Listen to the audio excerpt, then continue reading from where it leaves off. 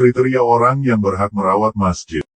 Sahabat, Allah berfirman, hanya yang memakmurkan masjid-masjid Allah ialah orang-orang yang beriman kepada Allah dan hari kemudian, serta tetap mendirikan salat, menunaikan zakat dan tidak takut kepada siapapun, selain kepada Allah, maka merekalah orang-orang yang diharapkan termasuk golongan orang-orang yang mendapat petunjuk. Surat At-Taubah ayat 18.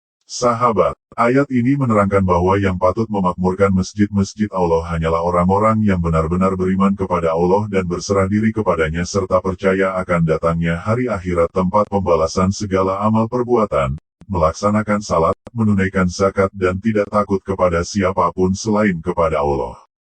Orang-orang inilah yang diharapkan termasuk golongan yang mendapat petunjuk untuk memakmurkan masjid-masjidnya. Banyak hadis yang menjelaskan tentang keutamaan memakmurkan masjid, antara lain adalah sabda Rasulullah. Barang siapa membangun masjid bagi Allah untuk mengharapkan keridaannya, niscaya Allah akan membangunkan baginya sebuah rumah dalam surga.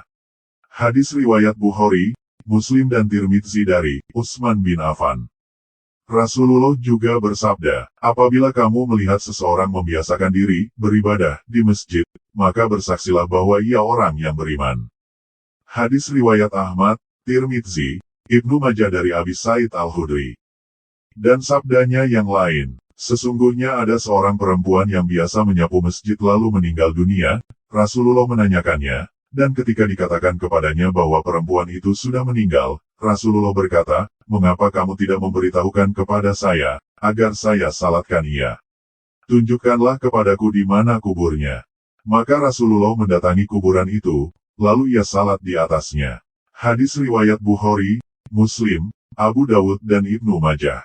Dalam hadis lain, barang siapa menyalakan penerangan lampu dalam masjid, niscaya para malaikat dan para pembawa arasy senantiasa memohon ampun kepada Allah agar diampuni dosanya selama lampu itu bercahaya dalam masjid.